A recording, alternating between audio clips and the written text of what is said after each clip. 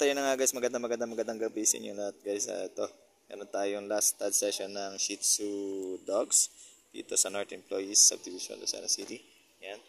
So, tawagin ko lang yung at medyo umuulan. Yan, dito tayo. Okay, babalik ako guys. At ayun na nga guys, nandito na tayo sa loob ng bahay, no? Pasok tayo dito. Ayan. Siyempre.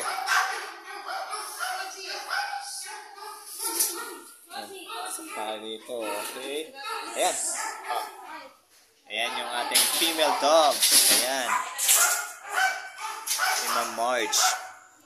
Come here, come here, come here. Come here. Good girl. Good girl, yes. Good girl. Ayan, naka-pampers. Kita nyo naman, guys. Ayan, so tayo natin yung stud, ano? Inaayos pa lang nila. Dito na tayo pa pwesto, guys, ha. Inabot ako na ulan, eh. Ayan. So, ito yung male dogs. Ayan, nice stud. Ayan, hello, hello, hello. Hello. So, sa mga gusto magpa-stud, ano? Ayan. PM nyo lang ako, Ouch Reyes, para sa stud service ng Shih Tzu. Ayan. So, come here. So, ayan, oh. Oh, diba? Ayan, oh, diba? Ganda. Lit. Princess type. Shih Tzu. Okay, so, babalik ako, guys. Ready lang namin to.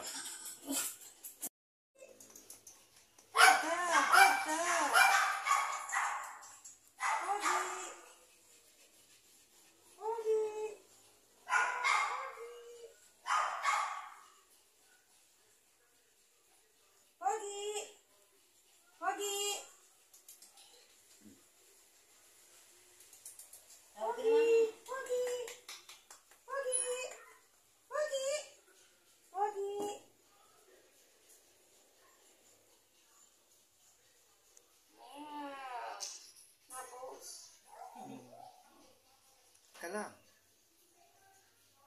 Sabi na tama na. Sabi ka na. Tama.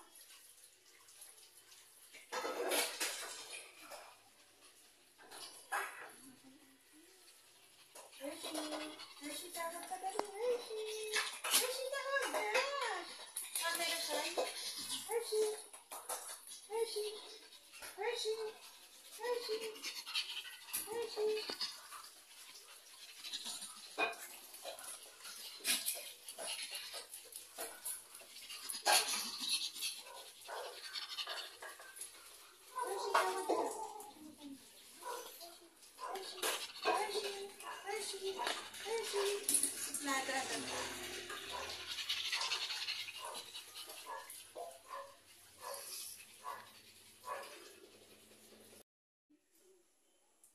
At ayun na nga guys, natapos na tayo sa stud session ng ating mga Shih Tzu dogs, ano? And syempre nandito na si Ma'am Marge at ang kanyang dogs na si Hershey. Ayan, magandang gabi, ma'am. Magandang gabi po. Ayan, and thank you so much sa tiwala nyo sa shooter, ano? Na ako yung napili yung shooter ng inyong mga aso. And ayun, may ilang katanungan lang ako, ma'am, ano po, para ano ng mga followers and subscribers natin dyan na kung ano ka tungkol sa mga Shih Tzu dogs. Ayan. And ayan po, bakit po Shih Tzu ang nagustuhan yung alagaan? Kaya po Shih Tzu ang gusto ko is, kita nyo naman po, very cute, tapos maliit lang po siya. So madali siyang alagaan compare sa mga ibang aso. Yung iba kasi sobrang likot. Ito very naman siya, cooperative, basunurin. And ano naman po yung pinagkaiba ng Shih Tzu sa ibang naalagaan yung aso? Ang Shih Tzu, super lambing, laging gusto katabi ako. Katabi ko nga sila sa pagtulog. So, ayun, madali silang alagaan compare sa mga ibang dog breeds. Ilan taon na po kayo nag-aalaga ng Shih Tzu? Since 2021, so 2 years, dahil 2023 yun.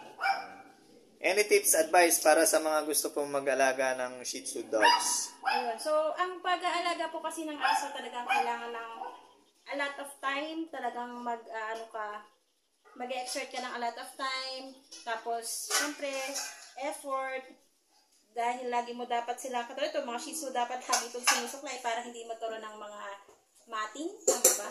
Yung nagbubuhol-buhol.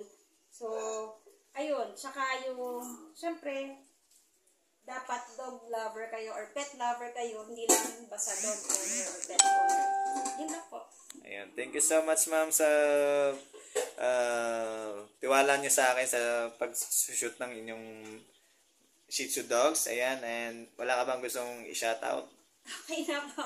Ayan. Ayan. Thank you so much, ma'am. And ayan. Sana mag-take yung kanilang, pag mating, po. Abang-abang lang tayo, guys, ha. At i-update ko kayo sa pagbubuntis ng kanyang Shih Tzu dogs. Maraming salamat po, ma'am. Thank you Thank po. you po. Bye-bye po.